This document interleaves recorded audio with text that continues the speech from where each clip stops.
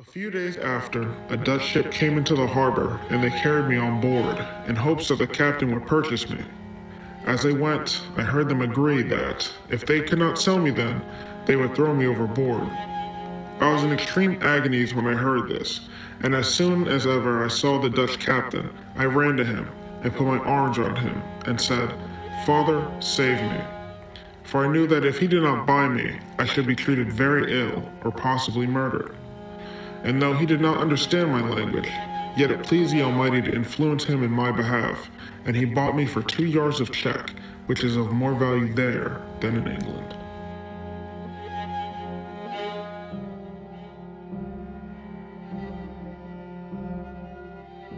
The institution of slavery is one of the most insidious systems that the United States have been involved in, lasting from 1619 to 1865, at least for most of the country.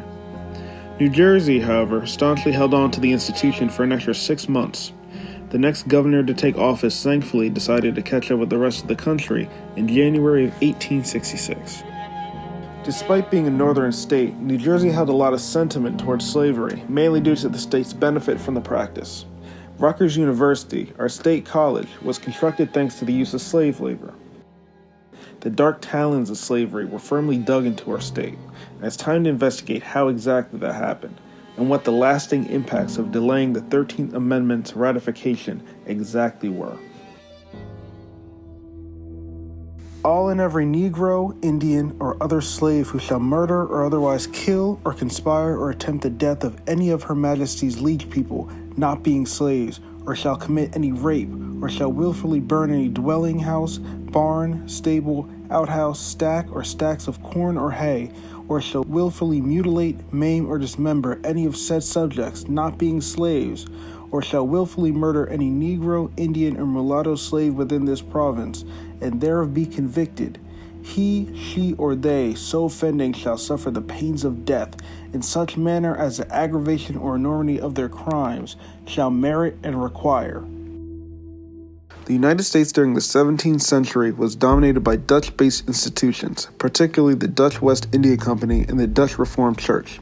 The first slave arrived in New York, which at the time was New Netherland, in 1626, and by 1681, the European settlers and their slaves had spread all the way to New Brunswick. Slave labor was deemed necessary to account for the labor shortages these settlers faced, creating a demand for an industry. New Jersey was split up into 2 colonies since 1674, West and East Jersey. East Jersey was a more prominent slaving colony due to an influx of West Indian settlers who brought their slaves and West Indian trading connections with them. New Barbados, a township in Greater Newark, was populated by many of these slave owners, namely William Sanford, Nathaniel Kingsland, and John Barry. When the 2 colonies rejoined to form New Jersey as it is today in 1704, they passed a slave code that restricted both enslaved and free black people from owning property. Henceforth, slavery became intertwined with the social, political, and religious makeup of New Jersey.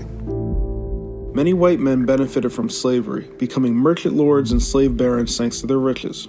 Families such as the Frelinghuysens and the Livingstons all garnered their wealth thanks to chattel slavery. The contempt these white slaveholders and their families held towards black people was deeply ingrained, resulting in opposition to abolitionism. In fact, there was a riot in Newark in 1834 over a reverend condemning slavery and accepting a black person into the congregation. A mob of 2,000 to 3,000 busted up his church and forcibly put the reverend in jail, even going so far as to march to his house and threaten his family. However, not all white people were united in these ill thoughts towards the black people of their time. There were some who decided to stand up for the freedoms of black people, even though their families were slaveholders themselves. Think of the slave in your hours of glee, ye who are treading life's flowery way. Naught but its ranking thorns has he, naught but the gloom of its wintry day. Think of the slave in your hours of woe. What are your sorrows to that he bears, quenching the light of his bosom's glow with the lifelong stain of gushing tears? Think of the slave in your hours of prayer. When worldly thoughts in your heart are dim, offer your thanks for the bliss ye share, but pray for a brighter lot for him. By Elizabeth Margaret Chandler. Elizabeth Margaret Chandler was a fierce voice in opposition against slavery, and as a white Quaker woman, she did hold power to contest it. She wasn't alone in this fight, as the abolitionist movement was alive and well in New Jersey. A major early figure in the movement was William Livingston, another member of the Livingston slaveholder family. Despite financially benefiting from slavery, William was a staunch opponent against the practice, writing in 1786 that slavery was an indelible blot upon the character of those who have so strongly asserted the unalienable rights of man. Yet, even with this attitude, he was lax towards his fight against the institution, deciding to be patient and fight one aspect of slavery at a time, a decision afforded to William due to his slaveholding family's ill-gotten gains and his privilege as a result of them.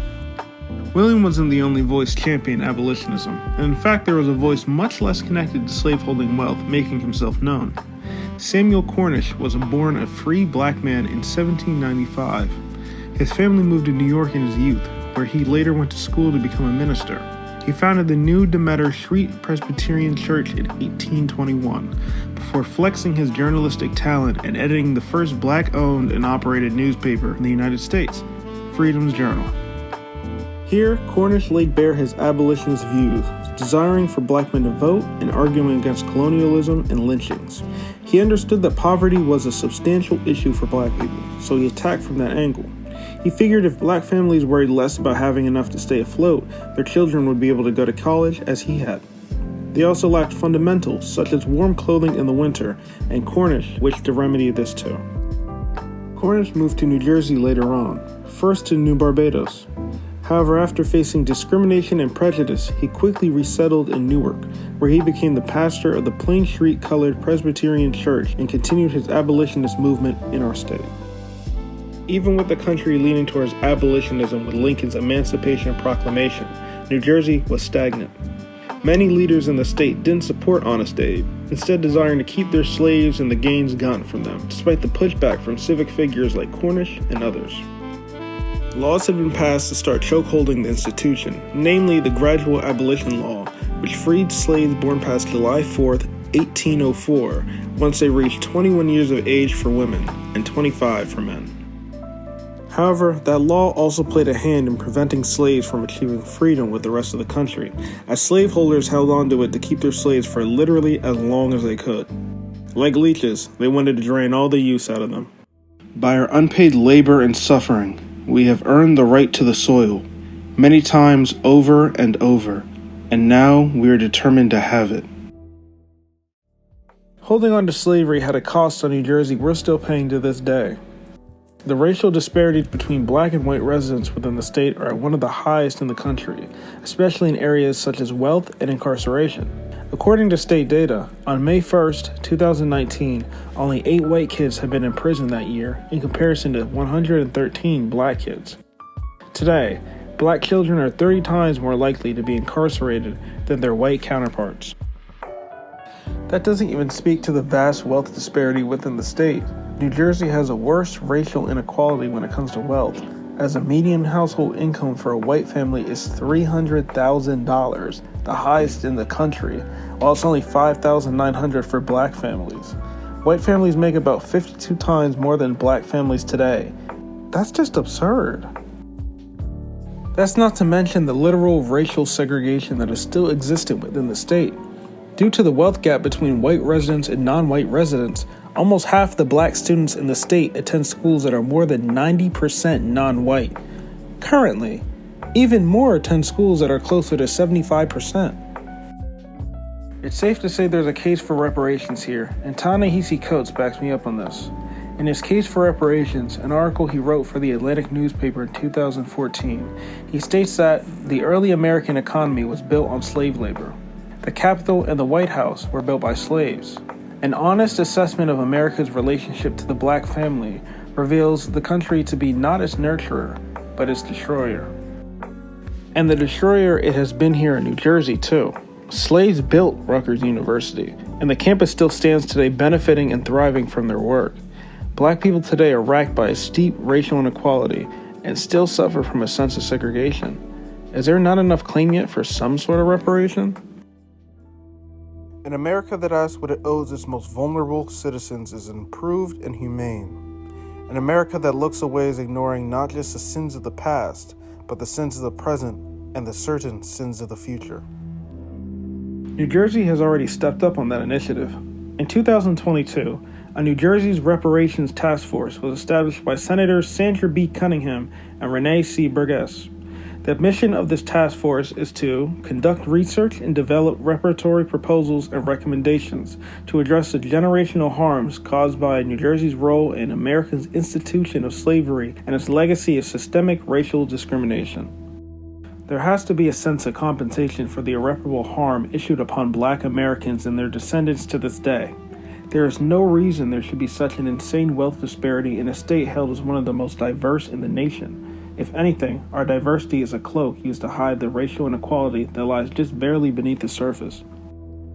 With that in mind, it's imperative that this knowledge of our slaveholder-dominated past is thoroughly exhumed and investigated.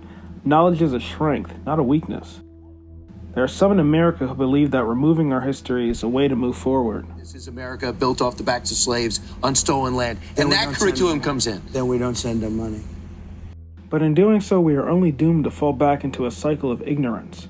To know our history and to never forget the misdeeds of our forefathers prevents us from ever repeating them ourselves.